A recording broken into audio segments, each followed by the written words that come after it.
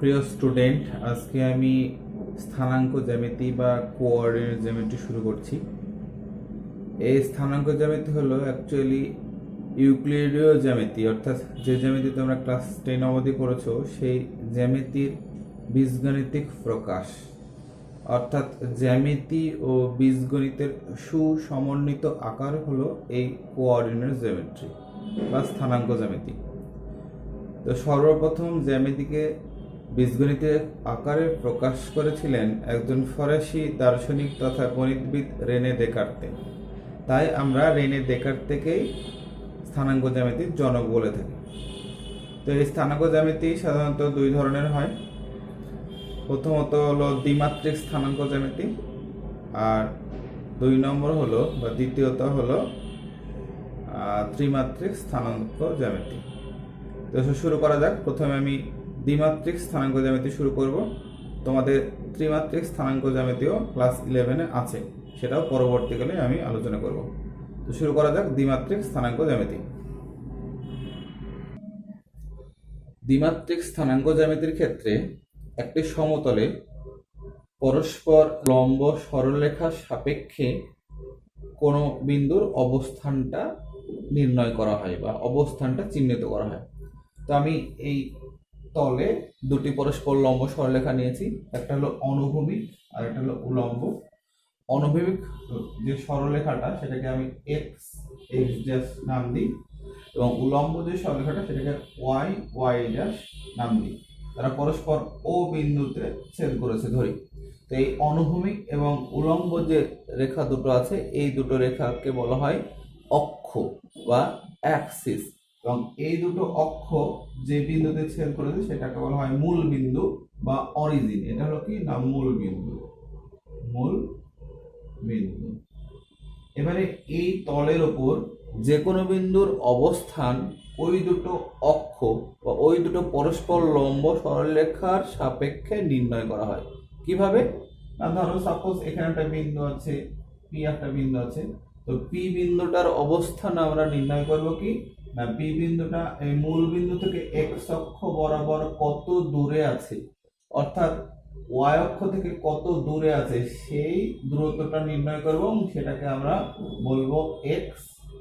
এবং ওই বিন্দুটা ওয়াই অক্ষ বরাবর মূল বিন্দু থেকে অর্থাৎ এক্স অক্ষ থেকে কত দূরে আছে সেটাকে আমরা বলবো ওয়াই। এবং এই দুটো একসঙ্গে আমরা পি বিন্দুর অবস্থানটা চিহ্নিত করব, এবং এইটাকে বলা হয় পি বিন্দুর স্থানাঙ্ক। এবং এই এক্স যে মানটা অর্থাৎ পি বিন্দুর মূল বিন্দু থেকে এক্স অক্ষ বরাবর বা ওয়াই অক্ষ থেকে যে দূরত্ব, এই এক্সটাকে বলা হয় কি না ভুজ। আর ওয়াই অর্থাৎ পি বিন্দুর এক্স অক্ষ থেকে যে দূরত্ব বা মূল বিন্দু থেকে ওয়াই অক্ষ বরাবর যে দূরত্ব, সেই দূরত্বটাকে বলা হয় কোটি। এটাকে ওয়াইটাকে বলা হয় কোটি। এভাবে আমরা এই সমতলের উপরে যে কোনো বিন্দুর স্থানাঙ্ক ওই দুটো অক্ষের সাপেক্ষে নির্ণয় করতে পারবো। তো আমরা অলরেডি আগে ক্লাস 9-এ দেখেছো কিভাবে দ্বিমাত্রিক তলে কোনো বিন্দুর অবস্থান নির্ণয় করা হয় বা কোনো বিন্দুকে কিভাবে প্লট করা হয়। সেক্ষেত্রে তোমরা দেখেছো যে এই দুটো অক্ষ কি এই তলটাকে চারটে অংশে ভাগ করে, চারটে কোয়াড্রেন্ট বা চারটে পাদ বলে। প্রথম পাদ, দ্বিতীয় পাদ, তৃতীয় পাদ, চতুর্থ পাদ, এবং কোন কোন পাদে বিন্দুর স্থানাঙ্কের ভুজ এবং কোটির চিহ্ন কি কি হয় সেটাও তোমাদের জানা আছে। তাহলে সেই বিষয়ে আমি আর আলোচনা করছি না। তাহলে এবারে আমরা এই সিস্টেমে অর্থাৎ দ্বিমাত্রিক কোঅর্ডিনেট সিস্টেমে যে কোনো বিন্দুর অবস্থানকে আমরা এই দুটো অক্ষের সাপেক্ষে নির্ণয় করতে পারবো। একটি সমতলে কোনো বিন্দুর অবস্থান যেমন কার্তেশীয় স্থানাঙ্ক দ্বারা করা হয়, তেমনি আরও একটি স্থানাঙ্ক অর্থাৎ মেরু স্থানাঙ্কের সাহায্যেও একটি সমতলে কোনো বিন্দুর অবস্থান নির্ণয় করা যায়। তো আমি দেখাচ্ছি, দেখো লক্ষ্য করো, এখানে কি করা হয় না, একটা অর্ধ রেখা থাকে, হ্যাঁ, ও এক্স একটা অর্ধরেখা। এই ও যে বিন্দুটা এটাকে বলা হয় মেরু বা পোল, এবং অর্ধ যে রেখাটা সেটাকে বলা হয় মেরু অক্ষ বা পোলার অ্যাক্সিস। এখন এই সমতলে অবস্থিত যে কোনো বিন্দু, ধরো পি, এই পি বিন্দুর অবস্থান এই মেরু এবং মেরু অক্ষের সাপেক্ষে করা হয়। কিভাবে? প্রথমে ওপি যুক্ত করে দাও, ওপি যুক্ত করে দিলে যে দূরত্বটা পাবো, এই যে দূরত্বটা সেটাকে বলা হয় দূরক বা রেডিয়াস ভেক্টর। আর এই দূরক, এই যে অক্ষ আছে, অক্ষের সঙ্গে যে কোণ করে সেটাকে বলা হয় নতিকোণ বা রেডিয়াস ভেক্টর, নতিকোণ। তখন ওই পি বিন্দুর অবস্থান এই দূরক এবং নতিকোণের সাপেক্ষে, ওই পি বিন্দুর অবস্থান এই দূরক এবং নতিকোণের সাহায্যে প্রকাশ করা হয় এবং ওই পি বিন্দুর স্থানাঙ্ক তখন লেখা হয় আর কমা থিটা এবং ওটাই হয়ে যায় ওই পি বিন্দুর মেরু স্থানাঙ্ক, এই ও মেরু এবং ও এক্স মেরু অক্ষের সাপেক্ষে। এবারে আমরা কার্তেশীয় স্থানাঙ্কের সঙ্গে মেরু স্থানাঙ্কের আমরা সম্পর্ক নির্ণয় করব। দেখো, লক্ষ্য করো, এখানে আমি একটা কার্তেশীয় সিস্টেমে অক্ষ নিয়েছি, এক্স ও এক্স ড্যাশ, ওয়াই ও ওয়াই ড্যাশ, একটা বিন্দু পি নিয়েছি এবং পি বিন্দু স্থানাঙ্ক কার্তেশীয় অক্ষের সাপেক্ষে আমি ধরে নিয়েছি এক্স কমা ওয়াই। এবারে এই যে মূল বিন্দু আছে সেই মূল বিন্দুকে মেরু এবং এক্স অক্ষের ধনাত্মক দিককে যদি মেরু অক্ষ ধরি, তাহলে এই ও মেরু এবং ও এক্স মেরু অক্ষের সাপেক্ষে ধরি পি বিন্দুর স্থানাঙ্ক আর কমা থিটা, মেরু স্থানাঙ্ক। ওকে, তাহলে দেখো, লক্ষ্য করো, তাহলে নিঃসন্দেহে ওপি কি হবে না, ওপি হবে দৈর্ঘ্যটা আর হবে, তাই তো? আর কি ওপিটা ও এক্স এর সঙ্গে যে কোণটা করবে সেটা নিঃসন্দেহে থিটা। এখন ওই পি বিন্দু থেকে যদি ও এক্স এর উপরে আমি লম্ব টানি, পি এম লম্ব টানলাম, তাহলে নিঃসন্দেহে পি এম যে দৈর্ঘ্যটা সেটা ওয়াই হবে কার্তেশীয় সিস্টেম অনুসারে, আর ও এম সেটা কি হবে, নিঃসন্দেহে এক্স হবে। এবার দেখো, লক্ষ্য করো, এখানে একটা সমকোণী ত্রিভুজ তৈরি হয়েছে। সেই সমকোণী ত্রিভুজ থেকে দেখো, লক্ষ্য করো, খুব সহজেই বলা যায় যে x square plus y square equals to r square. যেহেতু এটা লম্ব, এটা ভূমি, এটা অতিভুজ। ওকে, আবার দেখো, এটা একটা সমকোণী ত্রিভুজের ক্ষেত্রে এটা থিটা, তাহলে পরে ট্যান থিটা সমান কি হবে না ওয়াই বাই এক্স হবে। ঠিক আছে, তাহলে এটা হলো একটা সম্পর্ক পেলাম, যেটা কিনা এক্স ওয়াই এর সঙ্গে আর এবং এক্স ওয়াই এর সঙ্গে থিটা, অর্থাৎ কার্তেশীয় কোঅর্ডিনেট সিস্টেমের সঙ্গে মেরু কোঅর্ডিনেট সিস্টেমের একটা সম্পর্ক বা রিলেশন। এবার দেখো, এইখান থেকে আর একটা সম্পর্ক আমরা তৈরি করবো। দেখো, লক্ষ্য করো, ট্যান থিটা সমান কি না, ট্যান থিটা সমান আমরা পেলাম ওয়াই বাই এক্স, এটা ইমপ্লাই করবে sine theta by cos theta সমান কত, y বাই x, যেটা ইমপ্লাই করবে sin theta by y equals to cos theta by x। এটা সমানুপাতের নিয়মে আমি লিখতে পারবো এরকম, root over of sin square theta plus cos square theta by root over of y square plus x square.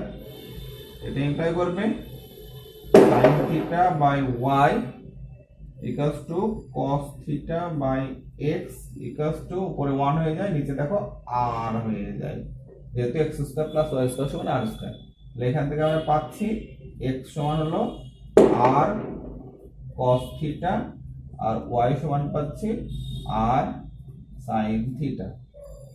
তাহলে এটা হলো একটা সরল একটা সম্পর্ক, তার সঙ্গে না কার্তেশীয় সঙ্গে পোলার কোঅর্ডিনেট সিস্টেমের, কার্তেশীয় অর্থাৎ কার্তেশীয় স্থানাঙ্কের সঙ্গে পোলার স্থানাঙ্কের একটা সম্পর্ক। আমরা সাধারণত যখন আর থিটা দেওয়া থাকবে, অর্থাৎ পোলার থেকে যখন কার্তেশীয়তে যাব তখন এই সম্পর্ক থেকে যাব, আর যখন কার্তেশীয় থেকে পোলারে যাব তখন আমরা এই সম্পর্ক থেকে আসবো। দেখো, এবারে আমি একটা এক্সাম্পল নিয়েছি, এখানে একটা কার্তেশীয় স্থানাঙ্ক নিয়েছি 1, -1, এই স্থানাঙ্কটার আমরা মেরু স্থানাঙ্ক নির্ণয় করব। দেখো, লক্ষ্য করো, আমি যে সম্পর্কটা পেয়েছি সেটা কি ছিল জানো না, x square plus y square equals to r square, আর ওয়াই বাই এক্স সমান হলো ট্যান থিটা বা ট্যান থিটা সমান ওয়াই বাই এক্স। আমি যখন কার্তেশীয় থেকে মেরুতে যাব তখন এই সূত্র থেকে আমি বের করব, তাহলে আমার সুবিধা হবে। তো এই ক্ষেত্রে আমি আর এর মানটা পাবো কি না আর স্কোয়ার সমান এখানে এক্স এর মান 1, ওয়াই এর মান -1, তাহলে 1 স্কোয়ার প্লাস মাইনাস 1 স্কোয়ার সমান 2, তাহলে আর এর মানটা পাচ্ছি √2। ঠিক আছে, আর ওয়াই বাই এক্স ট্যান থিটার মানটা কি পাবো না ট্যান থিটার সমান পাবো -1/1 মানে -1। দেখো লক্ষ্য করো ট্যান থিটা যখন -1 থিটার আমরা দুটো মান পাবো, একটা পাবো -π/4 আর একটা পাবো 3π/4 অর্থাৎ পাই -π/4। এখন দেখো লক্ষ্য করো এখানে একটু লক্ষ্য রাখতে হবে যে এই যে বিন্দুটা আছে সেই বিন্দুটা কোন পাদে আছে। দেখো লক্ষ্য করো যদি আমি এখানে রাফলি করে নিই এবং 1 -1 মানে এইখানে বিন্দু আছে, চতুর্থ পাদে বিন্দুটা আছে, তাই চতুর্থ পদে বিন্দু হিসাবে আমি কি লিখবো -π/4টা নেব, নিঃসন্দেহে 3π/4টা নেব না।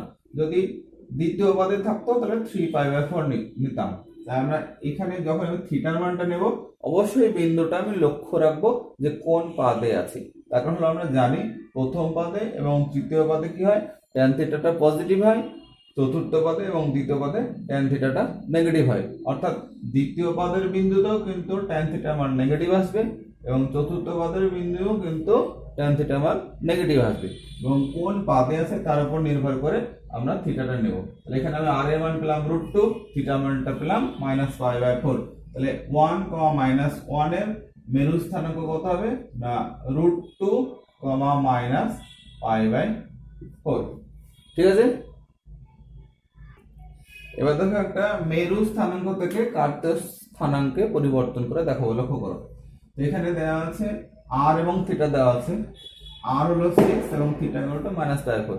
সেই ক্ষেত্রে আমরা x r cos থিটা এবং y r sin থিটা এই সূত্রে বসিয়ে আমরা বের করব। তো দেখো x এর মান কি হবে, r এর মান কি আছে 6 আর cos থিটা মান হলো -π/6। 6 cos of -θ cos থিটা হয়, তাহলে cos π/6 মানে কত হবে নিঃসন্দেহে √3/2 হবে, অর্থাৎ 3√3। আর y r sin থিটা মানে 6 sin of -π/6, sin of -θ sin theta হয়, তাহলে -6 * sin π/6 হলো হাফ, তার মানে হলো -3। তাহলে মানে এই বিন্দুটার কার্তেশীয় স্থানাঙ্ক কি হবে, x এর মান হলো 3√3, y এর মান হলো -3। ঠিক আছে, তাহলে তোমরা আশা করি তোমরা যে কোনো কোঅর্ডিনেট সিস্টেম থেকে যে কোনো স্থানাঙ্ক থেকে অর্থাৎ মেরু স্থানাঙ্ক থেকে কার্তেশীয় স্থানাঙ্কে এবং কার্তেশীয় স্থানাঙ্ক থেকে মেরু স্থানাঙ্কে পরিবর্তন করতে পারবে। ঠিক আছে, এবারে আমি দুটোই বিন্দুর মধ্যে দূরত্ব কিভাবে নির্ণয় করতে হয় দেখাচ্ছি। লক্ষ্য করো, ধরো আমি প্রথমে অক্ষ এঁকে নিয়েছি, ধরো এখানে একটা বিন্দু হচ্ছে P, যার স্থানাঙ্ক হলো x1, y1, এখানে একটা বিন্দু আছে Q, যার স্থানাঙ্ক হলো x2, y2। ওকে, এই PQ এর দূরত্বটা নির্ণয় করব, এই PQ এর দূরত্বটা নির্ণয় করব,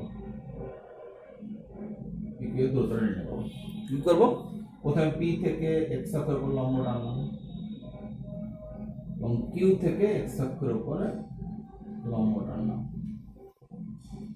P থেকে x অক্ষের উপর লম্ব PM এবং Q থেকে x অক্ষের লম্ব QN করলাম এবং এই P থেকে এই QN এর উপর লম্ব টানলাম, PL ধরলাম। ওকে, এখন লক্ষ্য করো যে P থেকে যখন আমি এই x অক্ষের উপর লম্বটা নিয়েছি তাহলে PM যে দূরত্বটা সেটা নিঃসন্দেহে y1 হবে আর OM টা কি হবে নিঃসন্দেহে x1 হবে। একই রকম ভাবে এই ON টা কি হবে না ON টা হবে x2 আর QN টা হবে কি এই পুরোটা হবে কি y2 হবে, তাই তো। এই দূরত্বটা কি হবে না এই পুরোটা থেকে অর্থাৎ ON থেকে OM বাদ, অর্থাৎ এটা হবে x2 - x1।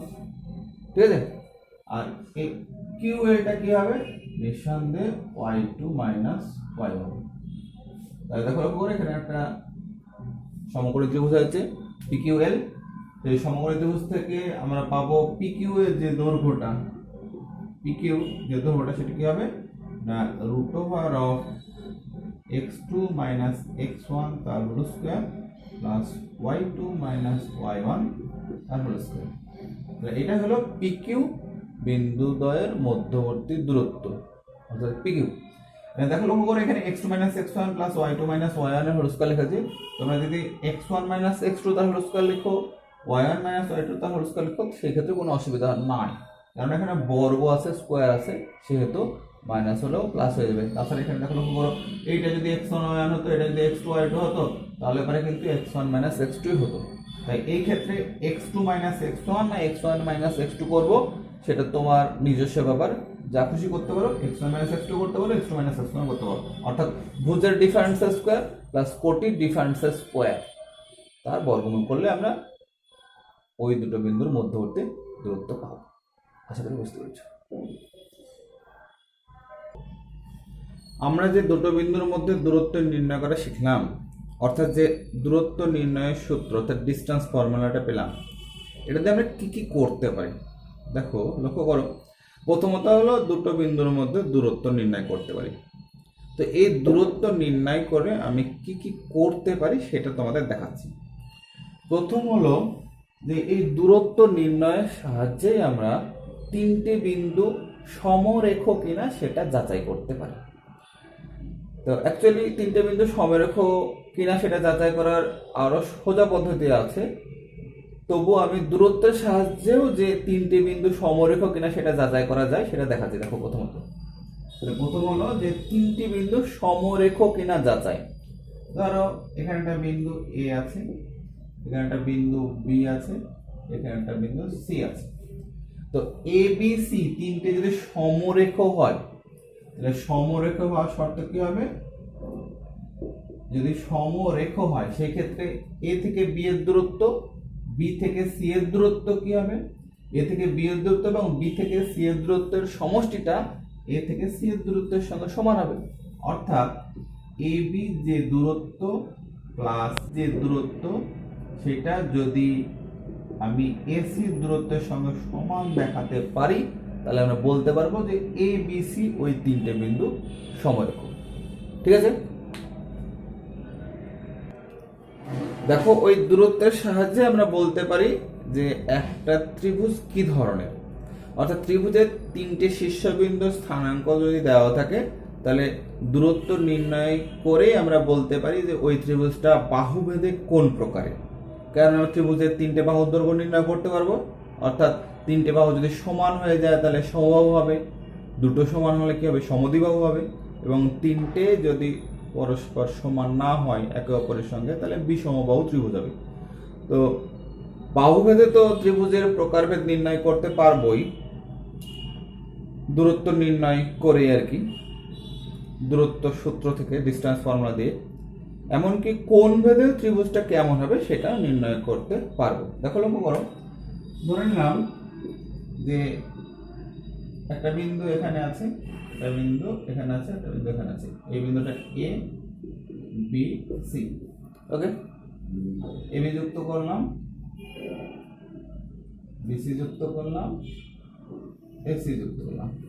ঠিক আছে, এবার আমি এ বির দৈর্ঘ্য বের করতে পারবো নিঃসন্দেহে, বিসির দৈর্ঘ্য বের করতে পারবো এবং এসির দৈর্ঘ্য বের করতে পারবো। যদি দেখাতে পারি যে এসি এর স্কয়ার সমান A B square plus BC square, তাহলে কি হবে বলতো, নিঃসন্দেহে ত্রিভুজটা সমকোণী ত্রিভুজ হবে, তাই তো।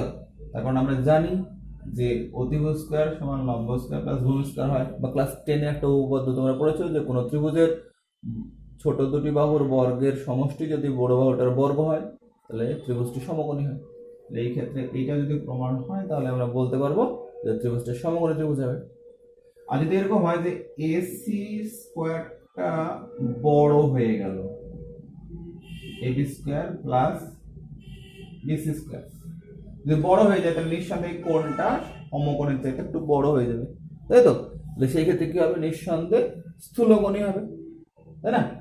আর যদি এসি স্কয়ারটা যদি ছোট হয়ে যায়, এবি স্কোয়ার প্লাস বিসি স্কোয়ারের 4টি। তাহলে আমি কি বলবো না ত্রিভুজটা তাহলে সূক্ষ্মকোণী ত্রিভুজ হবে। তারপরে দেখো লক্ষ্য করো যে ওই দূরত্ব নির্ণয়ের ফর্মুলা থেকে আমরা কি করতে পারবো যে একটা ত্রিভুজে যদি 3টে শীর্ষবিন্দু দেওয়া থাকে তাহলে ত্রিভুজটা বাহুভেদে কি প্রকারের বলতে পারবো, তেমন আমরা কোণ ভেদেও ত্রিভুজটা কি ধরনের সেটা আমরা বলতে পারবো। ঠিক আছে,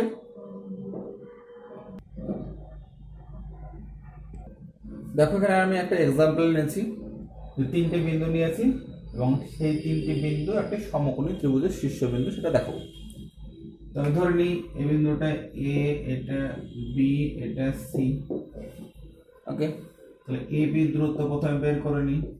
কি হবে না দূরত্ব যে ফর্মুলা আছে 6 - 2 তার হোল স্কয়ার প্লাস 6 - 3 তার হোল স্কয়ার এত একক হবে। সমান কি হবে √16 প্লাস 9 মানে 5 একক। বিসি বের করি, বিসি ধরবো কি হবে √2 - 4 তার হোল স্কয়ার প্লাস 3 - 7 তার হোল স্কয়ার একক।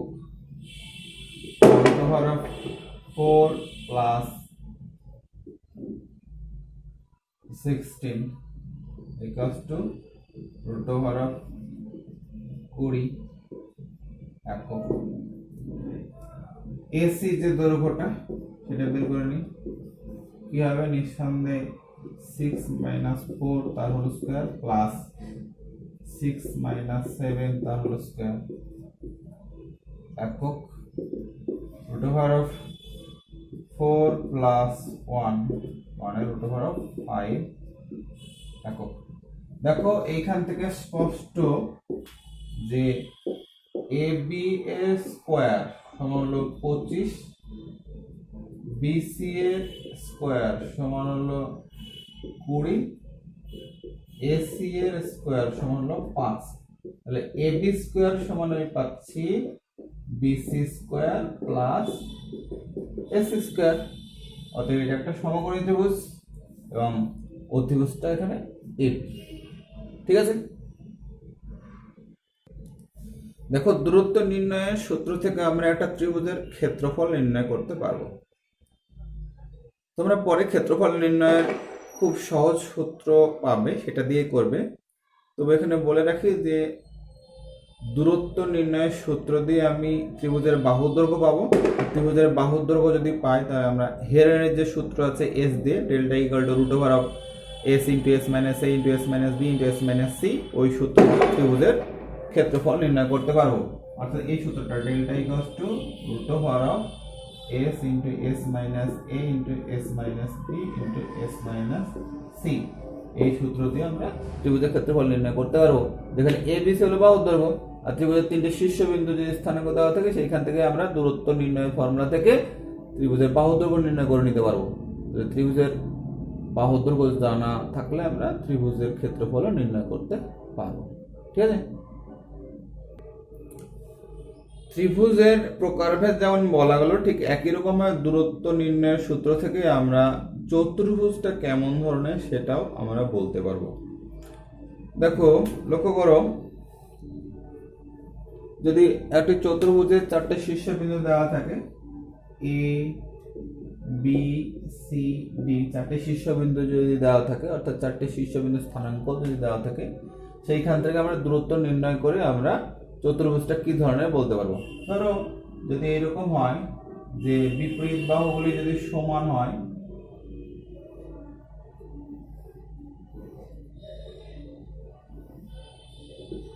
এ বি সি ডি, বিপরীত বাহু যদি সমান হয় অর্থাৎ এ বি সমান সিডি আর এডি সমান বিসি যদি আমি দেখাতে পারি তাহলে কি হবে না চতুর্ভুজটা কি হবে সামান্তরিক, তাই তো।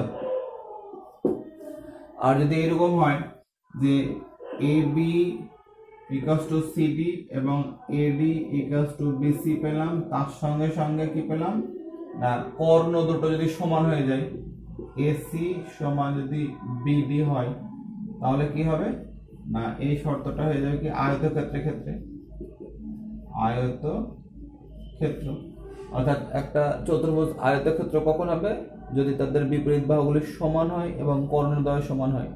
আর কর্ণদ্বয় দেখানোর প্রয়োজন হবে না যদি এটা সামুদ্রিক দেখায়, তখন সামুদ্রিকের ক্ষেত্রে কি কর্ণদ্বয় সমান নাও হতে পারে। আয়তক্ষেত্র হলো একটা বিশেষ ধরনের সামুদ্রিক, আয়তক্ষেত্রের ক্ষেত্রেই কি হবে, কর্ণদ্বয় সমান হবে। তারপরে দেখো যদি চারটে বাহুই সমান হয়ে যায় তাহলে কি হবে, রম্বস হবে। অর্থাৎ এ বি সমান সিডি সমান এডি সমান বিসি যদি হয়ে যায় তাহলে কি হবে, রম্বস হবে। আর যদি তার সঙ্গে সঙ্গে কি হয়, এটার সঙ্গে যদি অ্যাড করে দাও কর্ণ দুটো সমান, এসি সমান বিডি, হ্যাঁ, তাহলে কি হয়ে যাবে, এই দুটো একসঙ্গে হয়ে যাবে কি বর্গক্ষেত্র হওয়ার শর্ত, বর্গক্ষেত্র।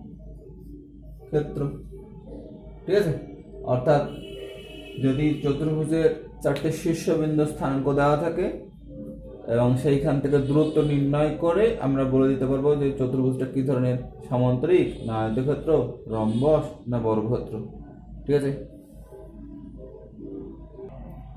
দেখো একটা এক্সাম্পল নিয়েছি যে চারটে বিন্দু দেওয়া আছে এ বি সি ডি, এই বিন্দুগুলি পরপর যুক্ত করলে একটি আয়তক্ষেত্র হবে, সেটা দেখাতে হবে। তো আমরা সেই দূরত্বগুলো নির্ণয় করে নেব। প্রথমে এ বি বের করে নিই। এ বির যে দৈর্ঘ্য সেটা কি হবে না 2 মাইনাস 8 তার স্কোয়ার প্লাস মাইনাস 2 মাইনাস 4 তার স্কোয়ার সমান 36 প্লাস 36 মানে 6√2 একক। ওকে, বিসি বের করে নিই। বিসির দৈর্ঘ্য হলো 8 মাইনাস 5 তার স্কোয়ার প্লাস 4 মাইনাস 7 তার স্কোয়ার ইকুয়ালস টু 9 প্লাস 9 3√2 একক। সিডি বের করে নিই। সিডির দৈর্ঘ্য কি হবে 5 প্লাস 1 তার হোল স্কোয়ার প্লাস 7 মাইনাস 1 তার whole square, 7 minus 1 equals to root over of 36 plus 36 সমান 6√2 একক। এডি বের করি। এডি সমান হলো রুট ওভার অফ 2 প্লাস 1 তার whole square plus minus 2 minus 1 তার whole square equals to root over of 9 plus 9 সমান 3√2 একক। ঠিক আছে, তাহলে আমরা দেখতে পাচ্ছি যে এডি সমান বিসি আর এবি সমান সিডি সামুদ্রিক হয়ে গেল। এবার দেখাতে হবে কর্ণদ্বয় যদি সমান দেখাতে পারি তাহলে আমরা বলতে পারবো যে ওই চতুর্ভুজটা কি হবে না আয়তক্ষেত্র হবে। এর কর্ণ দেখো, কর্ণ এসি সমান রুট ওভার অফ 2 মাইনাস 5 তার whole square plus minus 2 minus 7 তার whole square equals to 9 plus 81 root over of 90 মানে 3√10 একক। আর বিডি সমান কি হবে, বিডি 8 প্লাস 1 তার হোল স্কোয়ার প্লাস 4 মাইনাস তার whole square equals to root over of 81 plus 9 এবং 3√10 একক। দেখতে পাচ্ছি যে এ বি সমান সিডি, এডি সমান বিসি এবং কর্ণ এসি সমান বিডি। অতএব এবিসিডি একটি আয়তক্ষেত্র। অতএব এবিসিডি একটি আয়তক্ষেত্র। আশা করি তোমরা বুঝতে পেরেছো। এই দূরত্ব নির্ণয় সূত্র থেকে আমরা ত্রিভুজের পরিকেন্দ্র নির্ণয় করতে পারবো। কিভাবে না, ধরো একটা ত্রিভুজ আছে এবিসি, একটা ত্রিভুজ আছে, এ বিন্দু স্থানাঙ্ক দেওয়া আছে ধরো x1 y1, বি বিন্দু স্থানাঙ্ক x2 y2, সি বিন্দু স্থানাঙ্ক x3 y3। ওকে, তাহলে পরিবৃত্ত যদি আমরা আঁকি তাহলে একটা পরিবৃত্ত এরকম পাবো। তার কেন্দ্র সাপোজ এখানে ও ধরে নিই কেন্দ্র স্থানাঙ্ক আলফা কমা বিটা। এবারে পরিকেন্দ্র হওয়ার কারণে এও সমান বিও সমান সিও হবে, অর্থাৎ এও সমান বিও সমান সিও হবে। আর এগুলো সব জানা, x1 y1 জানা, x2 y2 জানা, x3 y3 জানা। আমি এও সমান বিও করলে আমরা আলফা বিটা দিয়ে একটা সমীকরণ পাবো, আর বিও সমান সিও অথবা এও সমান সিও করে আলফা বিটা দেওয়ার একটা সমীকরণ পাবো। ওই দুটো সমীকরণ যদি সমাধান করি তাহলে আমরা কি পাবো, আলফা এবং বিটা মান পেয়ে যাব, এবং তাহলে আমরা পরিকেন্দ্র স্থানাঙ্কটা পেয়ে যাব। দূরত্ব দিয়ে আমরা এগুলো করতে পারবো। আশা করি তোমরা বুঝতে পেরেছো।